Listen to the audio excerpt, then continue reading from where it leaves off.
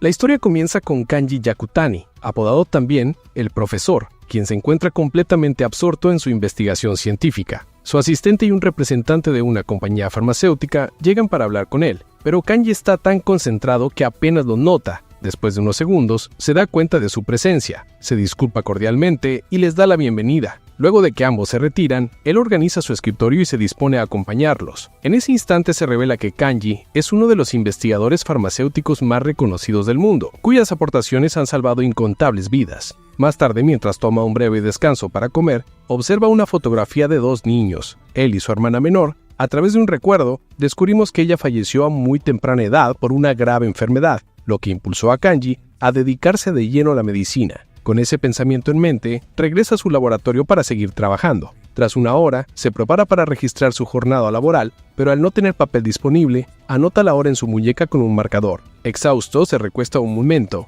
anhelando compañía humana y soñando con una vida tranquila como farmacéutico de pueblo. Al día siguiente, su asistente lo encuentra sin vida en el sofá. Simultáneamente, Kanji despierta en un mundo completamente distinto, siendo atendido por una joven de cabello rosado llamada Charlotte, quien lo llama Joven Pharma. Al intentar moverse, siente un fuerte dolor de cabeza y se entera de que fue alcanzado por un rayo. Al hablar, se sorprende en notar que su voz ha cambiado por completo. Descubre que está en un lujoso palacio y al mirarse en el espejo queda impactado al ver un rostro totalmente distinto. Ahora se llama Pharma de Medicis, un nombre que le resulta cómico por su parecido con una marca farmacéutica. Confundido, se pregunta si todo es un sueño o parte de una vida pasada, y empieza a asumir que su muerte fue causada por el exceso de trabajo. Charlotte, al notar su desconcierto, vuelve a presentarse, suponiendo que ha perdido la memoria. Cuando Pharma se quita las vendas del brazo, borra accidentalmente la hora que había escrito antes de morir, y descubre una marca misteriosa en su piel. Charlotte reacciona con asombro y se arrodilla a rezar, asegurando que se trata de un símbolo sagrado.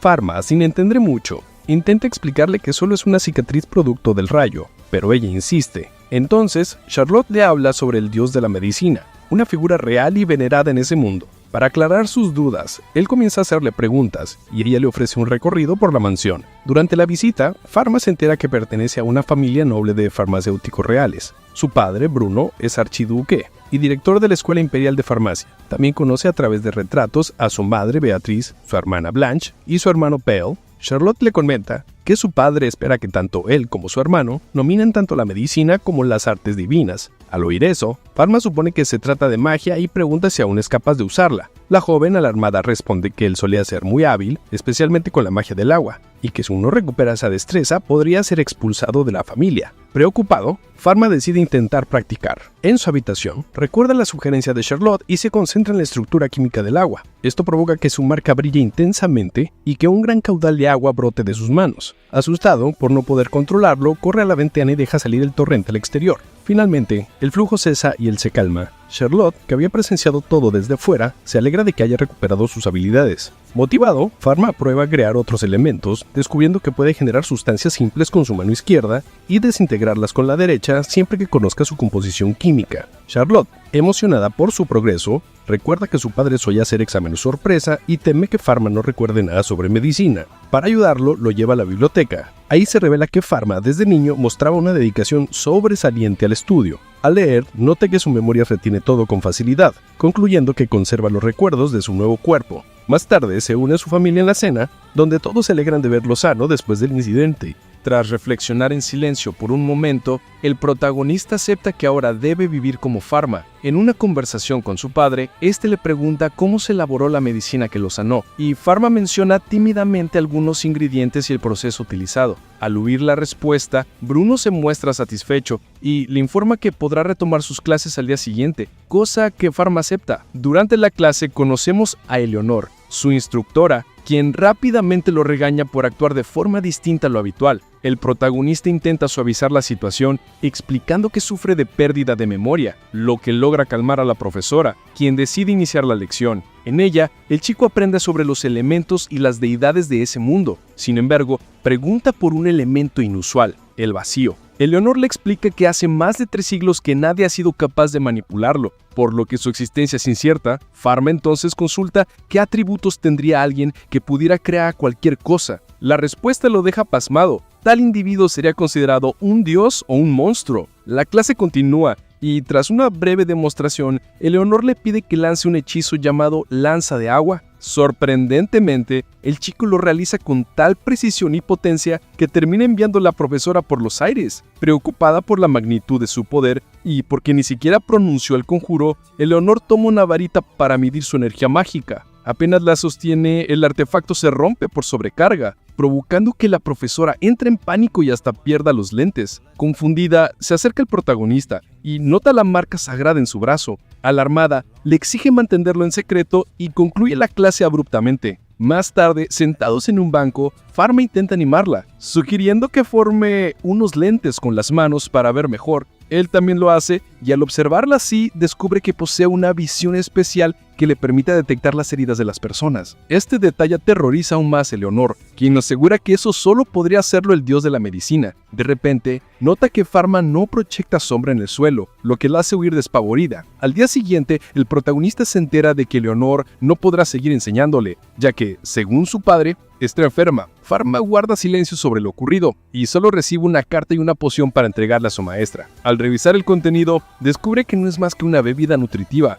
pero decide preparar un medicamento más eficaz por su cuenta, escribiendo una receta que realmente pueda aliviar la fiebre. Luego va a entregársela, pero se sorprende al verla vestida con armadura. Claramente asustada por lo sucedido anteriormente, ella cree que él podría hacerle daño para proteger su secreto. Pharma intenta calmarla, explicando que ni siquiera lleva su varita. Luego le comenta que su padre envió la poción preocupado por su salud, lo que la hace sentirse avergonzada, ya que pudo habérsela preparado ella misma. Esto la lleva a sospechar de un posible envenenamiento, cosa que el chico desmiente rápidamente. Entonces le entrega la fórmula que él elaboró, una pomada para su dedo y unas instrucciones detalladas. Aunque aún desconfía, Eleonor queda desconcertada cuando Pharma le expresa su deseo de seguir estudiando con ella. La profesora, confundida, menciona que él podría ser la reencarnación de la deidad Panacteos, pero él lo niega rotundamente, asegurando que solo es un humano. Ella no le cree del todo, pero acepta continuar con sus enseñanzas si él le perdona la vida. Pharma, con total honestidad, le admite que no tiene ningún conocimiento alguno sobre las artes divinas y que necesita su guía para aprender,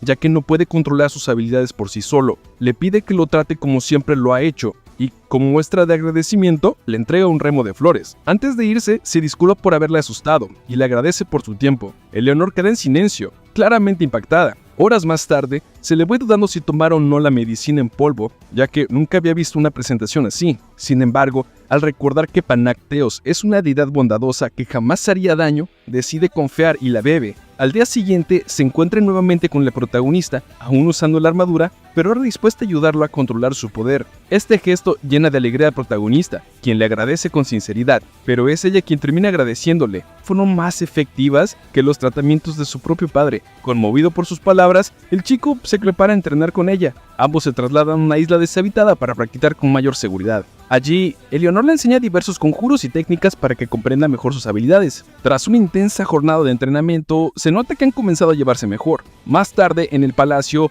Pharma empieza a probar su visión especial con otros miembros de la casa. Gracias a esta habilidad, logra detectar numerosas dolencias en las personas que lo rodean. Después de identificar con precisión las dolencias de los miembros del palacio gracias a su visión especial, Pharma decide llevar su compromiso un paso más allá. Con esa información en mano, comienza a redactar cuidadosamente recetas médicas e instrucciones detalladas para aliviar las enfermedades que detectó. Sin embargo, mientras trabaja en sus fórmulas, un pensamiento inquietante cruza su mente. ¿Y si alguien lo acusa de herejía? La posibilidad de que sus poderes, que rozan lo divino, sean malinterpretados en ese mundo, lo aterra. Sabe que en una sociedad con creencias firmes y estructuras estrictas, mostrar conocimientos o habilidades fuera de lo común podría costarle la vida. Por eso, se promete a sí mismo que debe convertirse en alguien irreemplazable, alguien tan valioso para los demás que nadie se atreva siquiera a pensar en deshacerse de él. Con esa resolución, se concentra en una pequeña pero significativa tarea: crear una pomada especial para Charlotte, quien ha estado limpiando sin descanso desde que él llegó. Utiliza sus propias manos como herramienta de creación, generando cada componente desde cero, mezclándolos con exactitud, haciendo reacciones químicas en el aire como si estuviera en un laboratorio moderno. Cada paso está cuidadosamente pensado, cada proporción medida con precisión quirúrgica. Su objetivo es claro: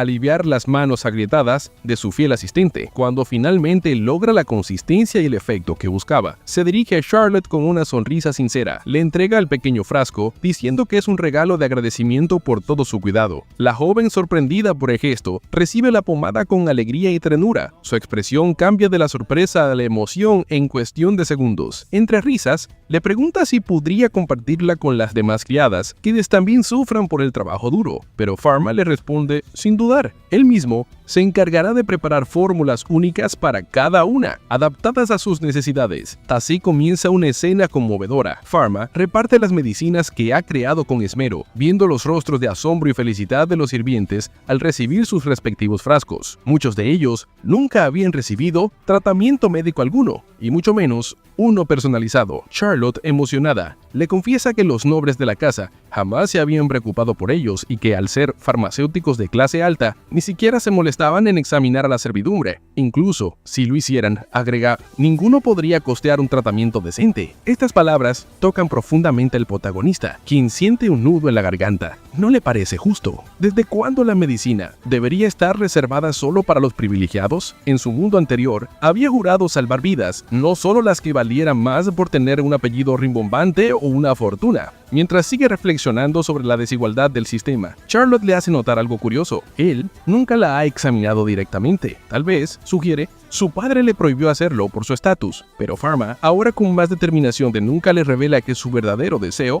es crear medicamentos accesibles para todos los que lo necesiten, sin importar rango ni riqueza. Para él, curar debe ser un derecho, no un privilegio. Charlotte se queda mirándolo conmovida y sonríe, mientras le dice que será un gran farmacéutico cuando crezca. Al día siguiente, Pharma recibe una noticia inquietante. Su hermana menor, Blanche, ha contraído varicela. La indicación es clara, no debe acercarse, ya que necesita aislamiento por al menos 3 semanas. Sin embargo, pronto se aclara que él ya había sufrido la enfermedad en el pasado, por lo que posee inmunidad, aunque su padre, Bruno, le advierte que esa inmunidad podría no ser permanente. Algo que sorprende al protagonista. En su mundo anterior, apenas se había comenzado a estudiar la pérdida progresiva de inmunidad ante ciertas enfermedades, lo que le hace admirar aún más los conocimientos de su padre. Antes de partir a una urgencia, Bruno tose repetidamente. Aunque parece un detalle menor, Pharma lo nota y guarda esa imagen en su mente. Algo no anda bien. Una vez solo, se pone manos a la obra y elabora una medicina específica para tratar la varicela de su hermana. No tarda mucho en obtenerla y, conseguirlo, entra a escondidas en el cuarto de Blanche. Ella, al verlo, se sorprende, pero al saber que le trae un remedio, frunce el ceño. «Saben horribles», se queja. Con una sonrisa cómplice, Pharma disuelve el polvo medicinal en un macarrón dulce y se lo ofrece como si fuera un pequeño tesoro. Ella, al probarlo, se tranquiliza. Más adelante se revela que Bruno había sido sincero con Blanche y le dijo que no existía una cura. Para no levantar sospechas, Pharma le miente diciendo que lo leyó en un libro nuevo. Después de eso, pasan tiempo juntos, juegan, conversan y por primera vez, él se muestra como un verdadero hermano mayor. Blanche, aunque al principio algo confundida, le dice que le gusta mucho esta nueva versión de él, ya que el Pharma de antes nunca la visitaba ni le ofrecía comida. Estas palabras despiertan en el contragonista recuerdos dolorosos de su hermana fallecida. La tristeza lo invade y no puede evitar que las lágrimas rueden por su rostro. Días después, Bruno examina a Blanche y nota una mejoría sorprendente. Aunque ella estuvo a punto de revelar la verdad, logra mantener el secreto con habilidad. Mientras tanto, vemos al protagonista en su laboratorio, completamente concentrado. Reflexiona sobre su familia, sus responsabilidades y el rol que debe desempeñar. En medio de sus pensamientos, intenta fabricar un microscopio con los recursos que tiene al alcance y, para su sorpresa, lo logra. Está emocionado. Sabe que con él podrá mostrarle a su hermana las bacterias que causan enfermedades y así enseñarle sobre salud de forma más práctica. Pero su momento de euforia se interrumpe cuando un mayordomo llega con un mensaje urgente. Su padre lo necesita inmediatamente. Al llegar a la oficina de Bruno, se entera de que la emperatriz Elizabeth II ha solicitado su presencia por una emergencia médica y deben partir sin demora. En el camino, Pharma nota que la tos de su padre ha empeorado notablemente e intenta analizarlo con su visión, pero no le alcanza el tiempo. Al arribar a la habitación de la emperatriz, ambos se preparan para examinarla. Es entonces cuando Pharma ve con sus propios ojos cómo se diagnostica una enfermedad usando magia, un procedimiento muy distinto a los que él conoce. Observa fascinado mientras su padre utiliza un viso especial para identificar el estado de la paciente. Concluyen que la emperatriz está gravemente enferma y le queda poco tiempo de vida, aunque harán todo lo posible por tratarla. Bruno elabora una poción y Pharma, curioso, la analiza químicamente. Pronto deduce que se trata de un analgésico muy fuerte, destinado solo a mitigar el dolor. Cuando se lo entregan a la enferma, ella, con voz débil, le pregunta a Bruno si morirá. Él no responde directamente, pero le asegura que no está pensando en eso y que ha preparado lo mejor que tiene. Pharma comprende lo que ocurre. Su padre no está intentando curarla, solo aliviar su sufrimiento. Esa sospecha se confirma cuando escuche que ya han llamado a un sacerdote, señal clara de que la corte ha perdido toda la esperanza. Ver todo esto con sus propios ojos llena de impotencia al Pharma. Mientras observa la escena, sus puños se cierran, su mente trabaja a toda velocidad y entonces toma una decisión. Al ver el lamentable estado de la emperatriz, el joven Pharma no lo piensa dos veces. De inmediato activa su ojo clínico, esa visión especial que le permite detectar dolencias a nivel microscópico, y comienza a analizar el cuerpo de la paciente. Pocos segundos bastan para llegar a un diagnóstico alarmante: tuberculosis, conocida en ese mundo como la peste blanca. Es una enfermedad peligrosa, devastadora y hasta ese momento considerada sin cura por los mejores médicos del imperio. Siempre le da el tiempo, evalúa mentalmente todos los componentes necesarios para combatirla, revisando cada elemento que podría incluir en un tratamiento eficaz. Está decidido a encontrar una solución.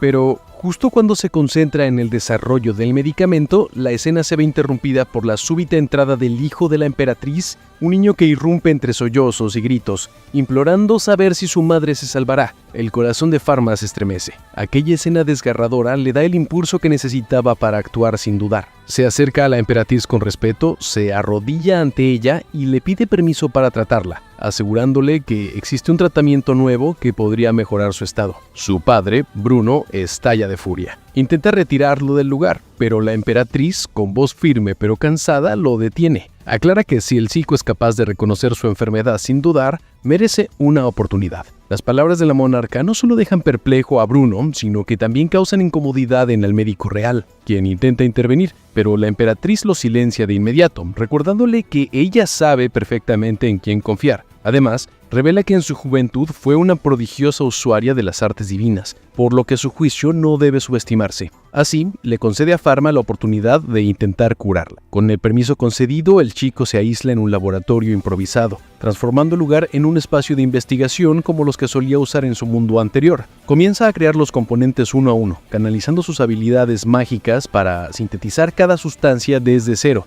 con precisión milimétrica. Pero su trabajo no pasa desapercibido. Minutos después, Bruno irrumpe al laboratorio, visiblemente molesto. Le dice que conoce perfectamente la enfermedad y que no existe cura conocida. Sus palabras son firmes, pero Pharma no se deja intimidar. Le dije claro que diagnosticó la tuberculosis sin ayuda, basándose únicamente en sus conocimientos y observación. Esto sorprende a Bruno, quien por primera vez empieza a vislumbrar el verdadero talento de su hijo. El archiduque intenta hacerlo razonar. Le advierte que prolongar la vida de la emperatriz, sin poder curarla, solo alargará su sufrimiento, y que la medicina no es solo esperanza, también es ética y responsabilidad. Pero Pharma se rehúsa a rendirse. Con decisión, canaliza de nuevo su energía para continuar el proceso. Es entonces cuando Bruno, intentando detenerlo por la fuerza, lanza una estaca de hielo directo a la receta que el chico sostenía, destruyéndola en el acto. Pharma se queda paralizado por un segundo, luego gira lentamente y ve a su padre blandiendo su varita, apuntándole con firmeza.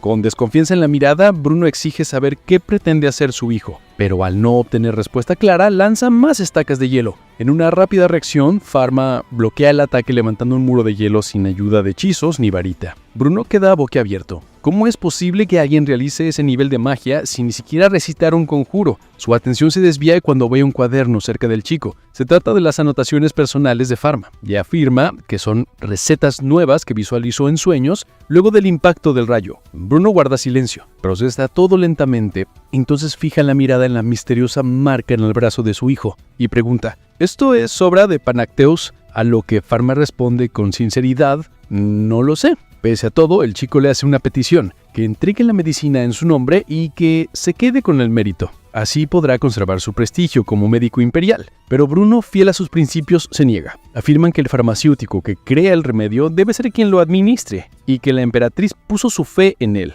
no en su padre. Por eso le ordena que sea él quien dé la cara. Pharma asiente y con renovada determinación vuelve al trabajo. Bruno lo observa en silencio, pero en su interior se pregunta si ese joven lleno de pasión y coraje es realmente el hijo que conocía, o si ha renacido como alguien completamente distinto. Momentos después, Pharma entra en la habitación real Todos los presentes lo miran con escepticismo, pero él, tranquilo, se acerca a la emperatriz y le explica qué le está ocurriendo. Para demostrarlo, saca su microscopio artesanal y le muestra una muestra de su propia saliva. La imagen en las lentes revela una cantidad impresionante de bacterias, los responsables de su dolencia. Por primera vez en ese mundo, los presentes ven con sus propios ojos la causa invisible de una enfermedad. Pharma les explica que esos diminutos organismos son los culpables de su estado y que la cura no será inmediata. Deberá tomar el tratamiento durante 6 meses sin interrupción. Añade que la tuberculosis es una enfermedad sumamente resistente, pero no invencible. La emperatriz lo escucha con atención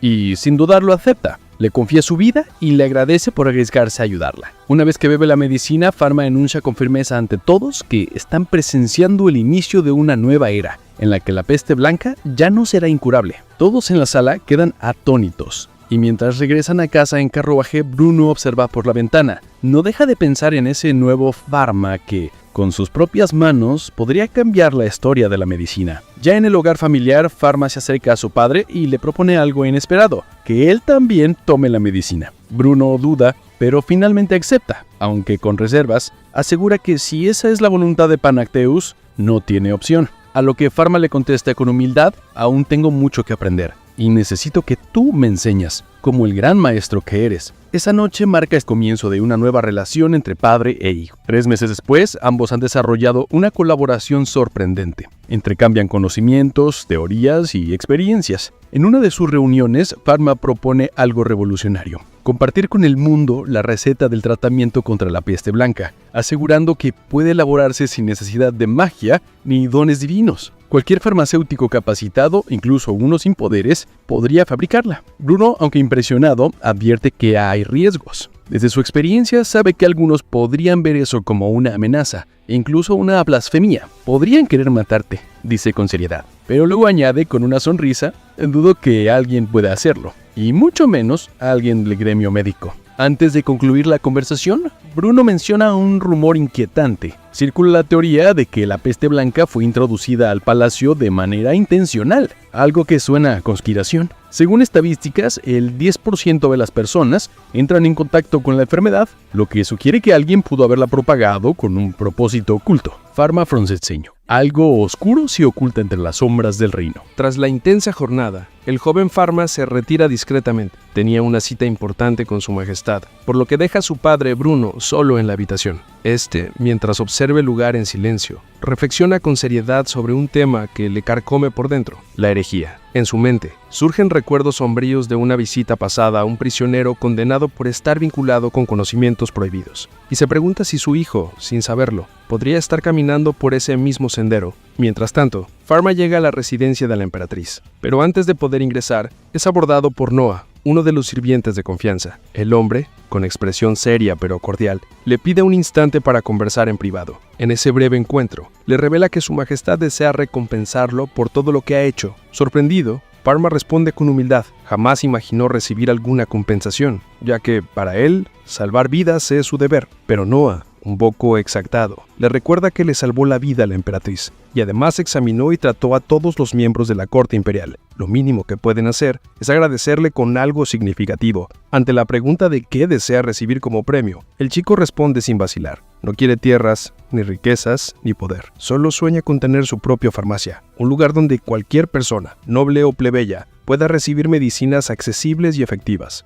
Esa respuesta deja a Noah pasmado. Nunca había escuchado a alguien de sangre noble hablar con tanta entrega por el pueblo. Poco después, Pharma ingresa al cuarto de la emperatriz para revisar su estado. Con su visión clínica confirma que la mejoría es evidente y alentadora. Aún así, la aconseja no confiarse, ya que el tratamiento aún no ha terminado y el futuro siempre puede traer sorpresas. Es entonces cuando la emperatriz abre su corazón. Le confiesa que el día que se conocieron, estaba dispuesta a rendirse, a morir en paz. Pero las palabras de Pharma y convicción le devolvieron algo que creía perdido: esperanza. Sin embargo, no todo es alegría. La emperatriz también admite sentirse inútil desde que cayó enferma y que su reputación como líder se vio erosionada al ser invitada por sus propios médicos a considerar la eutanasia. Duda de su futuro en el trono, pero Pharma, con voz firme y sincera, le recuerda que no está sola, que su pueblo la necesita y que el amor de su hijo y de muchos otros sigue intacto. Esas palabras calan hondo en ella, quien sonríe con gratitud y afirma que sus palabras han sido medicina para el alma. Antes de irse, Pharma le expresa un pensamiento muy personal. Ambos han tenido un encuentro cercano con la muerte. Y eso solo puede significar una cosa: una segunda oportunidad debe vivirse mejor que la primera. La emperatriz asiente, con los ojos brillosos de emoción. Avanzamos varios meses en el tiempo y la escena cambia. La emperatriz, ahora completamente recuperada, convoca al archiduque Bruno a palacio para hablar con su hijo. Luego vemos una ceremonia pública donde Pharma es nombrado oficialmente como aprendiz del farmacéutico real y recibe un emblema de honor, además de un permiso imperial para abrir su propia farmacia en la capital. El chico no puede contener la emoción. Es aplaudido y felicitado por nobles, médicos y trabajadores. Al regresar a casa, se sorprende al ver un batallón de constructores listos, esperándolo, aguardando sus órdenes para iniciar la obra de su farmacia soñada. Abrumado por la presión, los constructores le piden que le entregue los planos lo más pronto posible. Es entonces cuando aparece Leonor, enviada por Bruno para ayudarlo en esta nueva etapa. Le pregunta si al menos tiene una idea clara de lo que busca construir, pero antes de terminar la frase, uno de los trabajadores le grita alarmado que no hay tiempo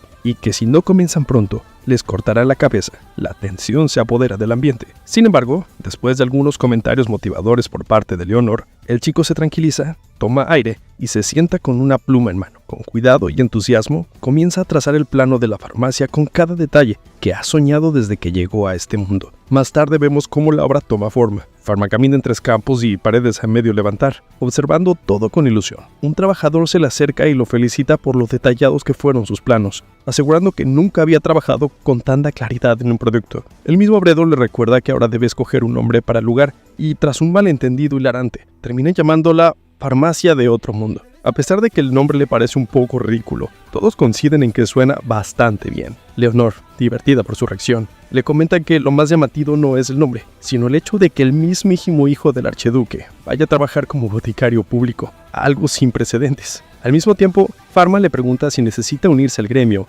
para poder operar legalmente. Berlón responde que normalmente no aceptan aristócratas, ya que el gremio está formado por farmacéuticos humildes, pero le ofrece hacerle un favor. Pharma, sin dudar, rechaza la oferta con respeto, reafirmando su deseo de mantener su independencia. El ambiente se tensa cuando Averón descubre que Pharma planea vender medicinas a precios accesibles. Furioso, comienza a gritar, pero Leonor lo encara con firmeza, exigiéndole que revele sus verdaderas intenciones. Tras unas amenazas muy bien dirigidas, el hombre se disculpa y se retira con el rabo entre las piernas. Con los ánimos calmados, todos se enfocan en terminar los preparativos. Pronto, notan que necesitan a alguien que administre las finanzas del lugar. Es entonces cuando Charlotte se postura voluntariamente, asegurando que daría lo que fuera por trabajar con Pharma. Aunque él sabe que es muy joven para esa responsabilidad, no puede negarse a su entusiasmo. Así que le asigna tareas más simples, lo que la llena de felicidad. Más adelante, surge un nuevo candidato ideal, Cedric, un antiguo administrador de la casa, que está a punto de jubilarse. Todos lo aprecian. Pharma descubre que él fue el que se encargó de las finanzas familiares por años, pero fue retirado por Bruno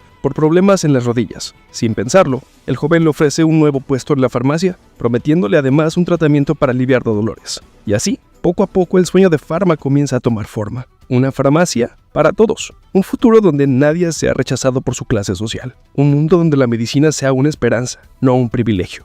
Tras aceptar el tratamiento para sus rodillas Y con de una esta sonrisa manera es de como alivio, acaba este Cedric resumen. es Si has oficialmente llegado hasta acá, reclutado te como parte del agradecería que te equipo de puedas Pharma. suscribir y El dejar tu joven, like, ya que entusiasmado eso por su ayuda nueva muchísimo. farmacia Sin y más que conmovido decir, por la hasta disposición la del hombre, próxima. decide pedir permiso a su padre para integrarlo formalmente. Bruno, lejos de oponerse, le otorga su bendición y le hace entrega de un cofre repleto de monedas de oro, un regalo destinado a impulsar su nuevo proyecto médico. Pero lo más conmovedor ocurre después, cuando Pharma descubre que Bruno había jubilado intencionadamente a Cedric, todo con el propósito de que pudiera trabajar junto a él. El joven, profundamente agradecido, abraza emocionalmente a su padre, comprendiendo que a su manera Bruno siempre lo ha estado apoyando. Un mes después de la apertura oficial de la farmacia de Otro Mundo, la realidad golpea con fuerza. Las cosas no están marchando como esperaban. La clientela es escasa, el ambiente está silencioso y tenso, y la gente del pueblo ni siquiera se atreven a cruzar la puerta. La razón: muchos piensan que un lugar atendido por aristócratas no es para ellos, y otros desconfían simplemente porque el dueño parece ser solo un niño. Preocupado por la situación, el equipo se reúne para buscar soluciones. Es en ese momento cuando Charlotte irrumpe con una gran sonrisa y un montón de papeles en la mano, revelando que realizó una encuesta entre los vecinos. Gracias a esto, pudieron recolectar valiosa información sobre lo que los ciudadanos piensan realmente, y como sospechaban, la nobleza impone, y la juventud del PRODA genera dudas sobre su capacidad profesional. Pero en vez de desmotivarse, el grupo toma cartas del asunto y con energía renovada, comienzan a realizar cambios significativos tanto en el trato al cliente como en la imagen del lugar, adaptando su forma de trabajo a lo que el público necesita y espera. La recompensa no tarda en llegar. Poco tiempo después, el primer cliente frecuente se hace presente, un simpático anciano llamado John, quien asiste casi todos los días solo para comprar sus amados caramelos de marinero. Su fidelidad y carisma llenan de alegría al equipo, que ve en él una chispa de esperanza. Sin embargo, algo llama la atención de Pharma. John carga un maletín sospechoso, pero antes de que pueda investigar, es sorprendido por la llegada de sus propios padres, quienes aparecen disfrazados para no llamar la atención. Aunque el intento de ocultarse no engaña a nadie, el chico los reconoce al instante y los invita a pasar. Les ofrece un recorrido por el establecimiento y les muestra con orgullo cada rincón. Ambos quedan maravillados por el progreso y la dedicación de su hijo. Durante la visita, conversan sobre los desafíos de atraer clientes. La madre sugiere que comiencen a vender cosméticos para la nobleza, asegurando que su fama atraerá también a los plebeyos. Bruno, por su parte, le advierte que si va a fabricar maquillajes debe evitar el uso del polvo blanco, pues es perjudicial para la salud. Pharma se sorprende. Su padre conoce sobre este tema, a pesar de ser algo muy específico que él solo manejaba en su vida pasada cuando trabajaba con productos cosméticos. Bruno le explica que considera un error que las mujeres dañen su cuerpo solo por mejorar su apariencia, lo que da pie a un coqueteo espontáneo con su esposa, el cual es brevemente interrumpido por la urgente llegada de un nuevo paciente. El joven farmacéutico sale rápidamente a la calle y se encuentra con un carruaje detenido, dentro del cual hay una joven al borde del desmayo. Utilizando su habilidad especial, Pharma detecta rápidamente que tiene múltiples cortes en el brazo, cerca de las venas, lo que indica una pérdida de sangre peligrosa. Inmediatamente la lleva a la farmacia para brindarle tratamiento. Una vez estabilizada, la chica revela su nombre, Chloe. Entre lágrimas, confiesa que se hizo daño luego de que el hombre que amaba la rechazara, diciendo que prefería mujeres de piel más blanca. Desesperada por complacerlo, decidió provocarse anemia para lucir más pálida. Conmovidos, el equipo intenta hacerla entrar en razón. Pharma le receta medicinas para combatir la infección y reponer su sangre, además de advertirle seriamente sobre el uso del polvo blanco, explicando que de seguir así podría costarle la vida. Chloe, angustiada, afirma que solo desea ser aceptada. El chico, tras escucharla, la mira con determinación y le pide que vuelva en una semana. Le fabricará un cosmético que no dañe su salud y que potencie su belleza sin riesgos. En los días siguientes, Pharma se dedica a probar sobre sí mismo un prototipo de base blanca, asegurándose de que esté completamente libre de componentes tóxicos como mercurio y plomo, los cuales, según explica, eran comúnmente utilizados y son altamente peligrosos. Tras esto, decide hablar con la emperatriz para que se prohíban oficialmente sus ingredientes en los productos cosméticos del reino.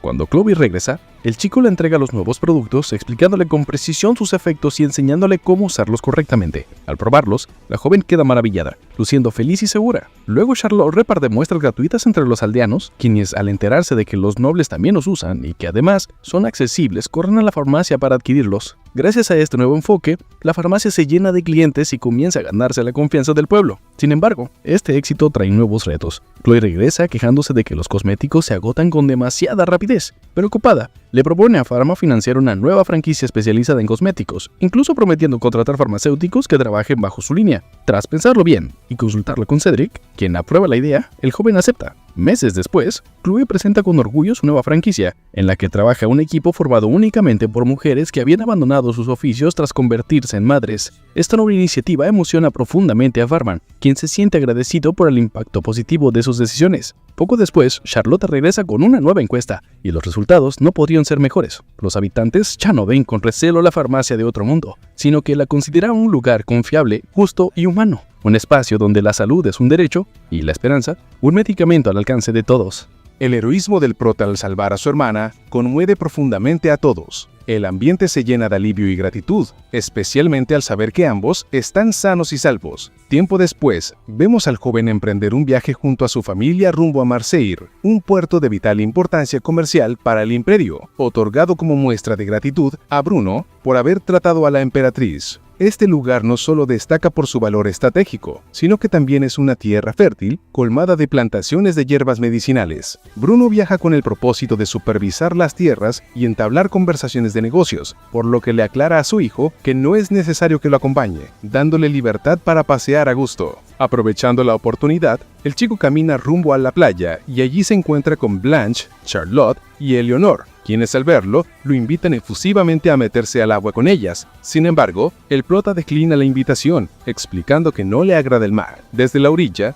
observa a las chicas jugar, reír y chapotear entre las olas, y no puede evitar recordar a su hermana fallecida, a quien alguna vez le prometió llevar al mar cuando creciera. Un deseo que el destino le arrebató demasiado pronto. La melancolía lo envuelve, hasta que un grito lo sacude. Charlotte pide ayuda desesperada, y al mirar hacia el agua, el prota se percata con horror de que Blanche ha sido arrastrada por una ola y se está hundiendo rápidamente. Sin pensarlo ni un segundo, corre y se lanza al mar, enfrentándose a la violenta corriente. Lucha con todas sus fuerzas, pero la niña se le escapa de las manos. Justo cuando cree que la perderá también a ella, su marca brilla con intensidad y desata un poder descomunal. Una porción entera del mar se desintegra, quedando un espacio estático y vacío en torno a él. Gracias a esta explosión de poder, logra finalmente rescatar a su hermana. Eleonor, testigo del evento, queda en shock al ver cómo el prota ha hecho desaparecer el agua por completo, un fenómeno que jamás había presenciado en su vida. De vuelta en la orilla, el joven usa su visión especial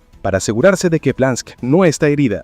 Leonor se le acerca y le dice con asombro que lo que hizo va más allá de cualquier arte diviana conocida, aunque se siente agradecida, ya que ni ella podría haber salvado a la pequeña. El chico abraza con fuerza a Blanche entre lágrimas. Ambos lloran al comprender cuán cerca estuvieron de una tragedia. Esa noche, de regreso en casa, el joven reflexiona sobre el extraño poder que manifestó. Su intención era desintegrar el agua, pero terminó eliminando también la sal, los minerales y todo rastro molecular del mar en esa zona. Al darse cuenta de que el cuerpo humano está compuesto mayormente por agua, se angustia con la idea de que podría haber desintegrado también a su hermana, o a Eleonor. Justo en ese momento, Charlotte entra en la habitación para asegurarse de que el prota esté bien. Aunque él asegura no necesitar cuidados, la chica al marcharse se devuelve para hablar sobre lo sucedido. El chico se disculpa por haberla asustado, pero Charlotte le responde, visiblemente emocionada, que más que miedo, sintió admiración. Luego, casi entre lágrimas, confiesa que le habría gustado ser ella quien salvara a Blanche, pero el prota le dice que hizo lo correcto al quedarse en la orilla, ya que no sabe nadar. Estas palabras conmueven a Charlotte, quien agradece su comprensión antes de marcharse. Lo que nadie imagina es que todo fue presenciado por un huérfano, quien corre a reportar el incidente a las autoridades religiosas. Según su versión, un niño sin sombra desintegró parte del mar. Al enterarse, un alto rango de la iglesia lanza una dura acusación de herejía y ordena su captura inmediata. Después de que el prota vuelva a reabrir su farmacia, la cual está abarrotada de personas desesperadas por medicinas, luego de su breve ausencia, nota que la presencia de dos hombres extraños con túnicas blancas. Intenta acercarse a ellos, pero lo ignoran y abandonan el lugar en silencio. Durante la comida, todo el equipo conversa sobre el incidente. Nadie reconoce los símbolos de sus túnicas y coinciden en que no pertenecen a ningún gremio local. Eleonor especula que podrían ser sacerdotes, pero ni siquiera encajan con los estándares conocidos. El prota inquieto decide dar aviso a los guardias.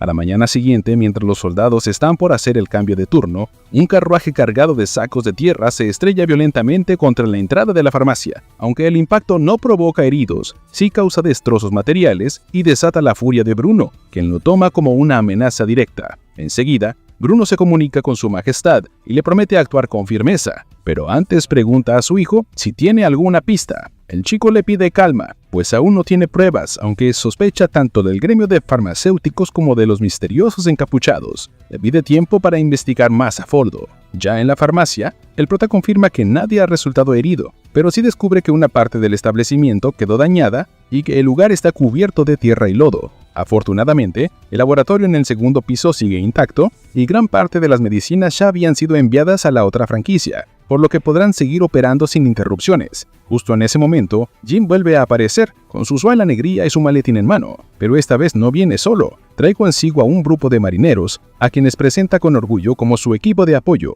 Han venido voluntariamente a limpiar y reparar la farmacia. movidos por la gratitud que sienten por el joven farmacéutico. El prota emocionado agradece con una sonrisa sincera, mientras empieza una nueva batalla, no contra enfermedades, sino contra enemigos invisibles que acechan desde las sombras. Apenas terminaban de limpiar la farmacia cuando más ciudadanos del pueblo se acercan voluntariamente a ofrecer su ayuda. El ambiente se llena de solidaridad, pero pronto se interrumpe cuando una mujer irrumpe desesperada pidiendo auxilio para su padre, quien según dice se ha desmayado en las afueras. Sin pensarlo, el prota parte con ella a toda prisa a caballo, pero al llegar a un punto alejado, la mujer desaparece misteriosamente, dejándolo solo y rodeado por 4 encapuchados vestidos con túnicas blancas. Allí le preguntan si es él el responsable de la desaparición de parte del mar en Marseille y se presentan como inquisidores del Sacro Reino, una institución con más poder que los reyes, encargada de erradicar herejes y espíritus impuros. El ambiente se torna tenso cuando aparece Salmón, el líder del escuadrón, quien lo interroga y luego lanza un hechizo antiespíritu para capturarlo,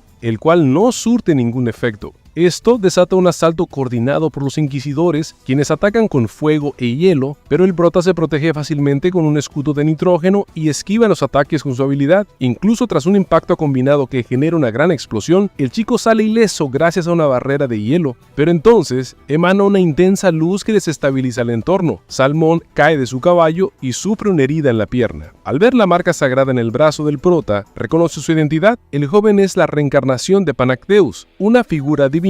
El inquisidor, arrepentido, se disculpa y acepta su castigo, creyendo que morirá por la lesión. Luego, en un impulso de penitencia, intenta quitarse la vida con un cuchillo, pero el prota lo detiene, dejando en claro que no busca venganza ni violencia, solo que lo dejen en paz. Acto seguido, decide atender la fractura del inquisidor personalmente, montando un campamento improvisado y realizando la cirugía con éxito. Salomón, profundamente agradecido, se compromete a protegerlo de ahora en adelante. Meses después, Salmón visita la franquicia de la farmacia, revelando que fue ascendido a sacerdote principal del templo y que notificó oficialmente que el niño sin sombra es solo una invención. Asegura que él mismo intervendrá si vuelve a surgir un reporte similar. Como muestra de gratitud, le obsequia una varita sagrada del templo, capaz de aumentar su poder e incluso volar. Aunque al principio duda, finalmente acepta al descubrir que solo él puede tocarla. Como regalo adicional, Salmón le entrega un talismán que oculta sus poderes divinos y le devuelve su sombra, permitiéndole caminar libremente entre la gente sin llamar la atención. Poco después, mientras recorre las calles, el prota se entera de que otras farmacias están en crisis, ya que el gremio prohíbe vender los mismos medicamentos que él ofrece. Es por eso que decide formar su propio gremio de farmacéuticos, con la idea de distribuir sus fórmulas a más locales y romper el monopolio. Esa misma noche, vemos a un padre angustiado por la salud de su hija, quien sufre en silencio sin recibir atención. En paralelo se celebra una reunión del gremio de farmacéuticos, donde Verón, como líder, impone una estricta prohibición. Todo miembro que colabore con el prota será expulsado y perderá su licencia. Muchos lo apoyan, excepto el mismo padre desesperado, que no puede esconder su conflicto interno. Momentos después lo vemos golpear sin éxito a la puerta de una clínica cerrada con su hija en brazos, sin recibir ayuda. Justo entonces, el prota pasa por ahí y tras oír la situación se ofrece a ayudar personalmente. Aunque el hombre duda un momento, termina aceptando y juntos se dirigen rápidamente a la farmacia, donde una nueva historia de esperanza está a punto de comenzar. Después de llegar discretamente a la farmacia, el prota y el padre de la niña enferma entran por la puerta trasera. Antes de comenzar, el joven le pide al hombre que se coloque una mascarilla, mostrando su cuidado y profesionalismo desde el primer instante. Empieza a recopilar toda la información posible sobre la pequeña, algo que sorprende y reconforta al padre, quien no esperaba recibir un trato tan atento y respetuoso, considerando que él y su hija pertenecen a la clase baja. Este detalle refleja el compromiso genuino del prota con todos sin importar su estatus social. Tras unos minutos de exhaustivo examen, el diagnóstico es claro: solo se trata de un resfriado bastante fuerte. Esto impacta profundamente al padre, pues los síntomas que había observado le hicieron temer lo peor. Incluso llegó a pensar que su hija estaba poseída. La explicación del joven sobre el funcionamiento del cuerpo humano en estas situaciones, sencilla pero muy ilustrativa, hace que el padre recupere la esperanza y comprenda mejor lo que ocurre. Al caer la noche, el hombre y su hija se despiden agradecidos, conmovidos por el trato recibido. Antes de marcharse, El padre promete pagar el tratamiento, pero queda boquiabierto al ver el precio tan bajo que le ofrece el prota. Este le responde con una sonrisa que su intención es facilitar que todos puedan acceder a medicinas de calidad sin importar su origen o recursos. Esa humildad y visión social generan una impresión imborrable. De regreso en su hogar, el padre relata a su esposa todo lo ocurrido, aunque con un dejo de tristeza por no poder replicar algo similar en su propia tienda. Él, como plebeyo,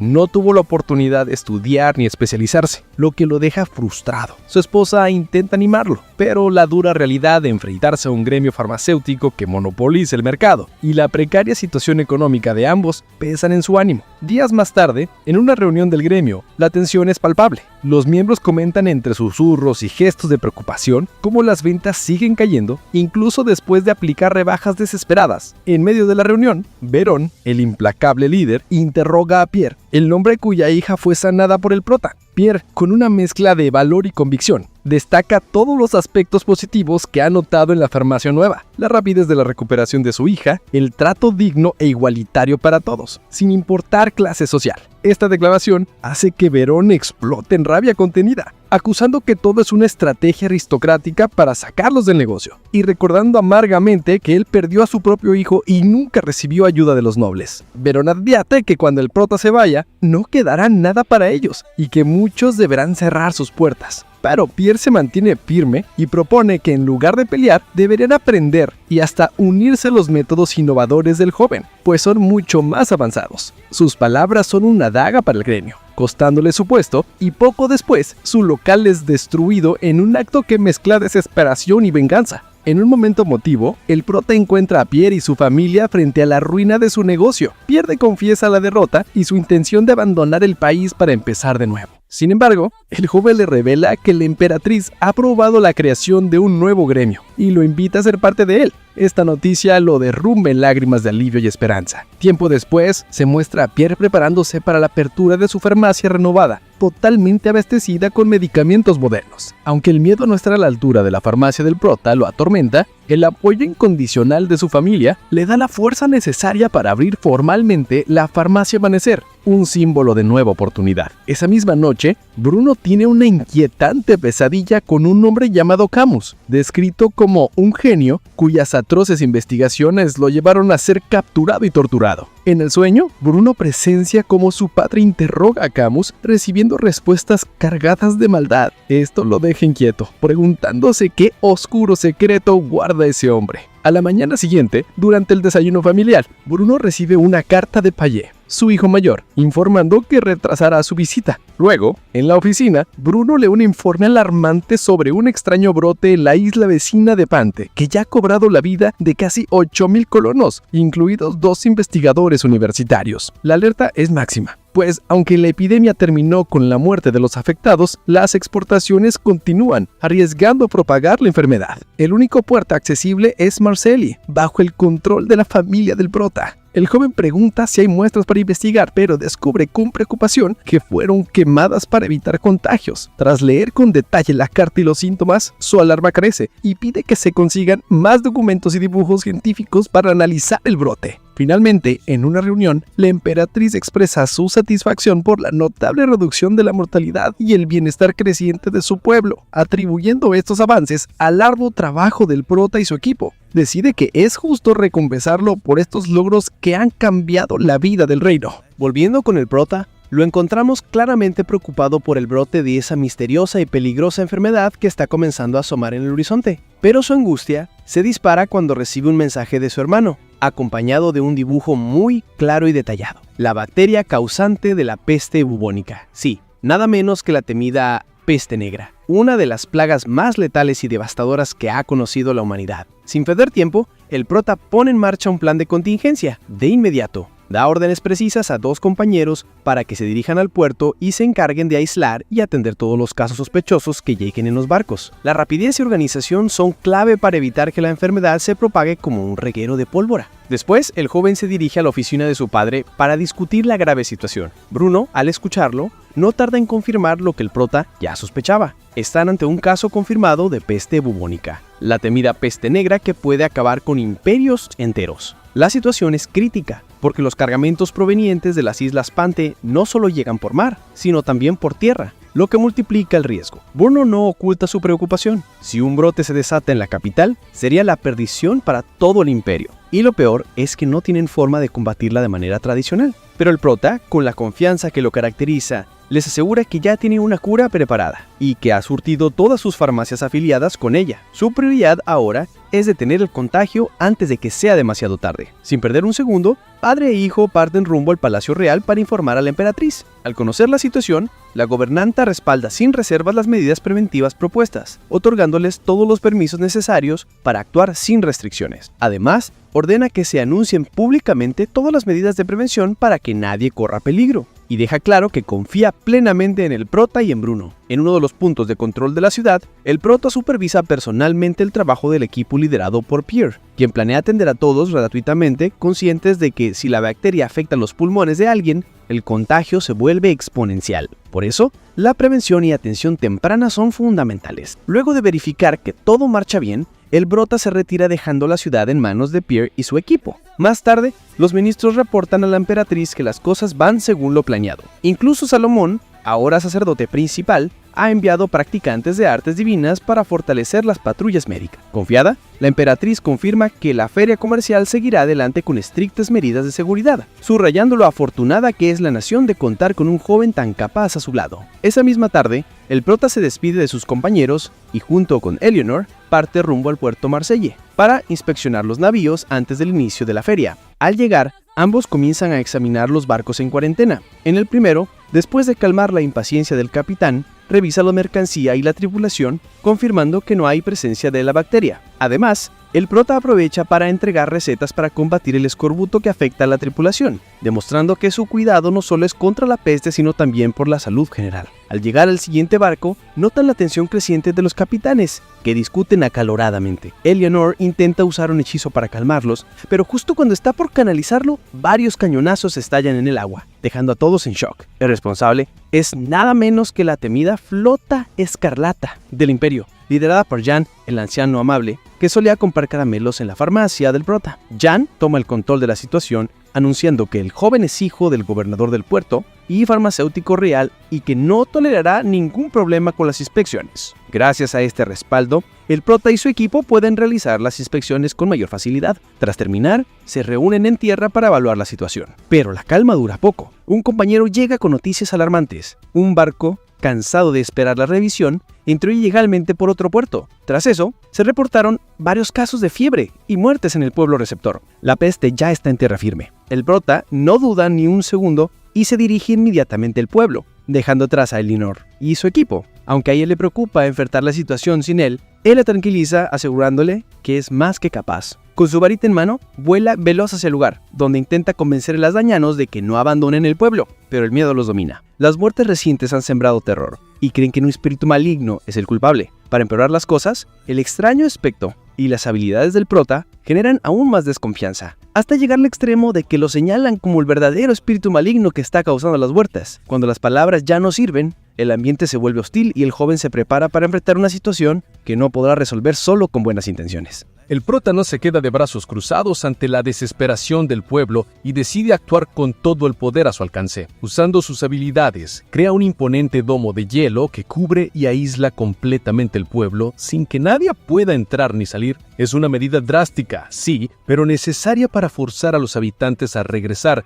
y atender la situación. Sin rodeos, el joven revela su verdadera identidad y les asegura que ha venido a salvarlos de la temible peste, pidiéndoles confianza y colaboración para superar juntos la crisis. Así todos comienzan a trabajar en un plan meticuloso. Los pobladores son divididos y organizados según la gravedad de sus síntomas, buscando atenderlos de forma ordenada y prioritaria. Cada grupo tiene su espacio para recibir la ayuda que necesitan. Y el ambiente, aunque tenso, empieza a llenarse de esperanza. Mientras tanto, en alta mar, el capitán Yang y su tripulación patrullan las aguas con atención. De repente, detectan un navío sospechoso que no responde a ninguna señal y, para colmo, ondea banderas de emergencia sanitaria. La situación pone los pelos de punta al anciano y sus hombres. Deciden acercarse con cautela, pero al llegar se topan con una escena macabra. La cubierta del barco está cubierta de cadáveres, un riesgo mortal para cualquiera que intente investigar. Sin dudarlo, el capitán ordena una decisión drástica: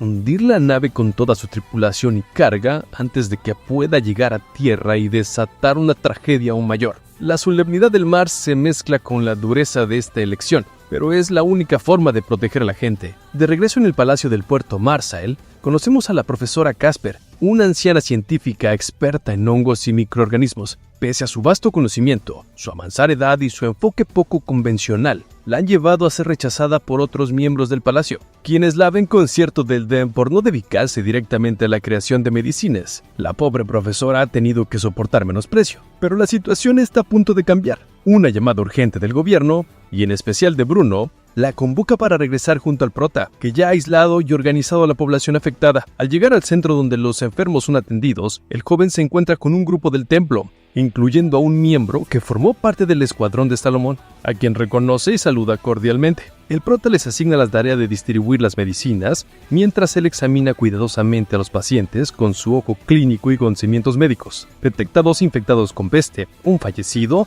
y un hombre con un resfriado común, y concluye que el antibiótico que desarrolló será suficiente para combatir a los enfermos. Ordena que el paciente con resfriado regrese a casa mientras se prepara para usar su arte divina junto con la medicina para sanar a los demás. Pero pronto se da cuenta de un problema serio. El personal es insuficiente para atender a todos adecuadamente. Además, siente el peso de la amenaza latente. Los responsables del contagio siguen sueltos, dirigiendo su cargamento peligroso hacia la capital. Con determinación, una vez que los miembros del templo terminan su labor, les encomienda capturar y quemar toda la mercancía contaminada, y les advierte que él mismo irá tras los responsables tan pronto como termine con los enfermos. Por otro lado, Leonora y su equipo trabajan sin descanso, siguiendo las instrucciones al pie de la letra, para permitir que solo los barcos seguros lleguen al puerto sin riesgo para la población. A pesar de sus esfuerzos, Leonor se siente insegura y duda de su valor, comparándose con la habilidad y poder del prota. Pero justo cuando parece que sus ánimos flaquean, su compañera la anima, resaltando su preparación y cualidades, devolviéndole la confianza para continuar. En la oficina de Bruno, la reunión con la profesora Casper se lleva a cabo con cierto nerviosismo. Ella teme ser desperdida y perder su pensión, pero pronto descubre que su experiencia es invaluable. Bruno le comunica que necesitan su ayuda para desarrollar una nueva medicina contra la peste, basada en ciertos microorganismos, y que no hay nadie mejor preparada para esa tarea. La profesora emocionada revela que esos microorganismos ya habían sido cultivados en su laboratorio con éxito. Bruno los felicita a ella y a su equipo, y les encomienda el desarrollo de la cura mientras vuelve junto al prota. Por la noche, el joven abandona el pueblo que logró salvar tras tratar a todos los pacientes. Advierte a los pobladores que, aunque evitaron la peor parte, deben mantenerse vigilantes, eliminar cualquier rastro de ratas y plugas y cumplir con una cuarentena estricta de al menos 2 semanas. Los chicos se marchan con la esperanza de que los sacerdotes hayan logrado alcanzar a los marinos responsables. Mientras vuela de regreso, el prota avista una columna de humo y se dirige hacia ella. Allí encuentra a los miembros del templo, que ha logrado capturar a parte de la tripulación y quemar una sección de la mercancía contaminada. Tras conversar con los prisioneros, descubren que estos hombres fueron abandonados por estar demasiado enfermos. Los presiona para obtener información valiosa, y sin demora le entregan detalles sobre el resto de la tripulación y el cargamento. Revelan que entre la mercancía hay animales provenientes de Pantey, la isla donde surgió la infección. También confirman que quedan 14 hombres acompañados por 5 caballeros sagrados, expertos en las artes divinas y especializados en combate. El prota comienza a sospechar que todo esto es parte de un plan maestro para introducir la epidemia y destruir el imperio. Teoriza que él no podrá asesinar a la emperatriz con la peste blanca que ella misma contrajo en el pasado. Sus enemigos optaron por una medida más brutal. Con firmeza, ordena a los sacerdotes sanar a los prisioneros y entregarlos al imperio para que sean juzgados. Por último, Bruno informa a la emperatriz sobre la situación del pueblo infectado y la tripulación pedida. Advierte que es probable que estos hombres lleguen a la capital muy pronto, quizás esa misma noche o el día siguiente. La emperatriz, sin perder tiempo, da la orden de reforzar la seguridad y prestar especial atención a las puertas del reino, especialmente la que da acceso al puerto Marshall. A la mañana siguiente, Pierre está recibiendo diversas muestras y especímenes que llegaron desde la puerta del puerto, todas con indicios inquietantes. Al analizarlas, se da cuenta de que coinciden con la descripción que el prota le había dado sobre la bacteria peligrosa, lo que lo alarma sobremanera. Sin perder tiempo, reúne a su equipo y corre hacia la puerta para tratar de atender a los infectados antes de que la situación se salga de control. Pero lo que nadie esperaba es que justo allí de repente sufrieran un atentado brutal. Los caballeros sagrados que venían con la tripulación invaden la entrada usando sus temibles artes divinas para sembrar caos y destrucción. Aoki Piel lucha con todas sus fuerzas por proteger a su equipo y sobre todo las medicinas tan valiosas, el enemigo se muestra implacable. En medio del caos, Pierre observa con horror cómo uno de los caballeros abre una caja repleta de ardillas blancas voladoras. Estos roedores no son simples animales, sino portadores de la peste, perfectas para desatar una epidemia. Con un poderoso hechizo de viento, el caballero genera un tornado que levanta las ardillas y las dispersa por toda la ciudad. La escena es apocalíptica. Derrotado por la fuerza del viento, Biel se levanta y corre a avisar a todos del peligro eminente que representan esas ardillas infectadas. Justo en ese instante, aparece una figura oscura y misteriosa, cuya aura maligna parece ser la fuente de todo este desastre. En el Palacio Real, la emperatriz recibe la noticia de la incursión de los caballeros sagrados. Al enterarse que apenas son 5 atacantes, se pregunta si con unos cuantos soldados podrían acabar con ellos fácilmente. Sin embargo, uno de los sacerdotes la pone en alerta. Estos no buscan una batalla común, sino infectarlos a todos con la peste negra. Bruno, confiado, recuerda que cuentan con la cura y que podrán controlar la enfermedad sin problemas. Pero la emperatriz se pregunta qué buscan exactamente sus enemigos, sobre todo cuando el país de origen de estos atacantes es un aliado, y la alianza no tendría sentido de romperse, esencialmente tras la reciente muerte de su monarca. Empiezan a sospechar que alguien con gran conocimiento sobre la enfermedad está detrás de todo esto, y pronto se revela quién: un joven kenio que iba camino a ser un gran científico, pero que realizó atroces experimentos con seres humanos. Su nombre es Camus de Sade. Fue capturado por la Inquisición, despojado de su arte divina y exiliado tras crueles castigos. Bruno confiesa que Camus investigaba cómo crear un veneno que se transmitiera como una epidemia, usando prisioneros de guerra en sus macabros experimentos. Se insinúa que podría haber sido responsable de la muerte de la monarca. Además, Bruno revela que Camus fue un compañero de estudios a quien admiraba y ahora siente arrepentimiento por no haberlo detenido a tiempo. En medio del campo de batalla, los 5 caballeros invasores luchan ferozmente contra las fuerzas del Imperio, que hacen todo lo posible para repelerlos. Los roedores infectados se dispersan causando caos y las balas y artes divinas vuelan por todas partes. Cuando la situación parece complicarse, llega el arzobispo Salamón, un grupo de sacerdotes del templo.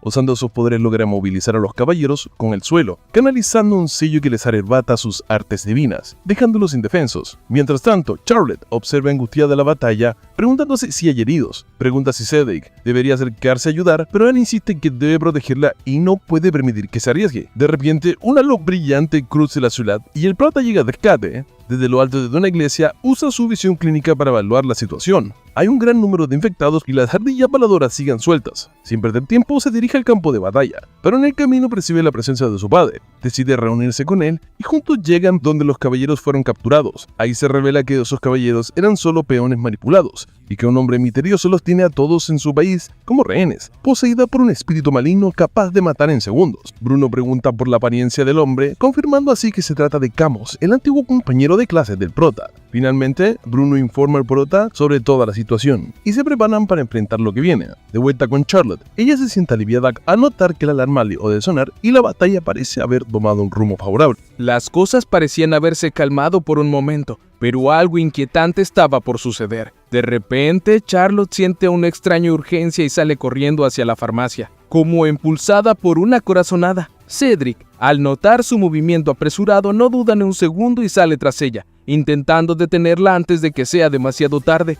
Mientras tanto, el prota percibe una presencia oscura detrás de él. Con su ojo clínico activado, identifica rápidamente a Camus, quien está acechando desde el techo de la farmacia, observándolos con una expresión maligna y llena de odio. Charlotte y Cedric llegan al lugar, y al ver que las ventanas están abiertas, Charlotte asume que el prota ya se encuentra dentro. Sin pensarlo 2 veces, sube velozmente para encontrarlo, pero Cedric, con una creciente sensación de peligro, se queda un poco rezagado. Sintiendo que algo no está bien, la alarma acaba de activarse de nuevo y las puertas están abiertas, un claro indicio de que la situación puede ser crítica. Pero para su sorpresa, el prota no está por ningún lado. Un silencio tenso invade el lugar. Cedric finalmente la alcanza y cuando ella se voltea para verlo, la escena que presencian es escalofriante. El prota está desplomado en el suelo con una herida de puñal profunda. Y el responsable no es otro que Camus, quien se abalanza inmediatamente sobre Charlotte amenazándola. Pero justo en ese instante,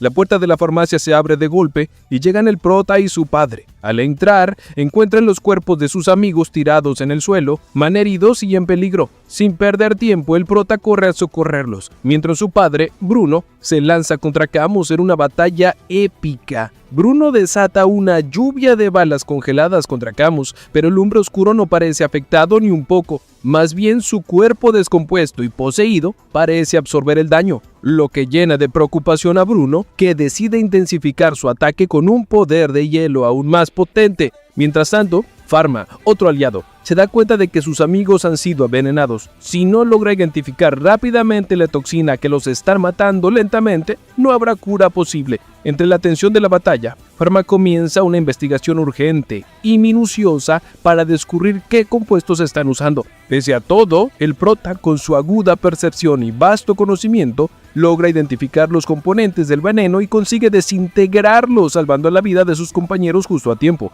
La batalla no cesa, y Bruno es derribado por Camus, quien triunfante toma un frasco de fósforo blanco de un estante cercano. Con una voz fría y perturbadora, comienza a filosofar sobre la belleza de las enfermedades y la eterna lucha de la humanidad contra ellas. Camus levanta el frasco, listo para usarlo como arma mortal contra el prota, pero este reacciona con rapidez y habilidad, desintegrando el químico con un movimiento preciso, dejando a Camus desconcertado y furioso. El prota, cansado de mantener la calma, abandona sus ideales pacíficos y deja que la ira lo invada, sintiendo que solo así podrá hacer frente a su implacable adversario. Camus intenta convencerlo de unirse a su visión oscura, afirmando que son similares y que el destino del prota es convertirse en alguien como él, atrapado en un limbo entre la vida y la muerte por el inmenso poder que poseen. Mientras sigue lanzando materiales peligrosos que el prota destruye al instante, ambos se enfrentan en un choque de fuerzas y voluntades. Finalmente, el joven canaliza toda su energía en sus manos y lanza un golpe devastador al rostro de Camus, con tal potencia que una parte de la farmacia se derrumba. El enemigo sale volando por el aire y el prota lo sigue con un ataque implacable que lo estrella contra el suelo. Con la varita, el prota libera una explosión inmensa de energía directamente sobre Camus, desintegrando su presencia maligna por completo. En ese instante, la luz que emanaba del cuerpo de Camus se eleva al cielo, formando un dono brillante que cubre toda la ciudad, purificándola y liberándola definitivamente de la epidemia que la amenazaba. Minutos después, Bruno, Cedric y Charlotte salen de la farmacia, ilesos y agradecidos, para reunirse con el prota, quienes celebran que la pesadilla haya terminado. Tiempo después, con sus enemigos derrotados, el prota, junto al Imperio y todos sus aliados, continúa en la lucha para erradicar la peste negra, desarrollando nuevas medicinas y salvando tantas vidas como sea posible. Después de meses de trabajo incansable, la emperatriz anuncia oficialmente que la epidemia ha sido completamente erradicada y con ello se da luz verde para celebrar la feria comercial y la reapertura de la farmacia del prota, marcando un nuevo capítulo de esperanza y progreso para todo el reino. Y de esta manera es como acaba este resumen. Si has llegado hasta acá, te agradecería que te puedas suscribir y dejar tu like, ya que eso ayuda muchísimo. Sin más que decir, hasta la próxima.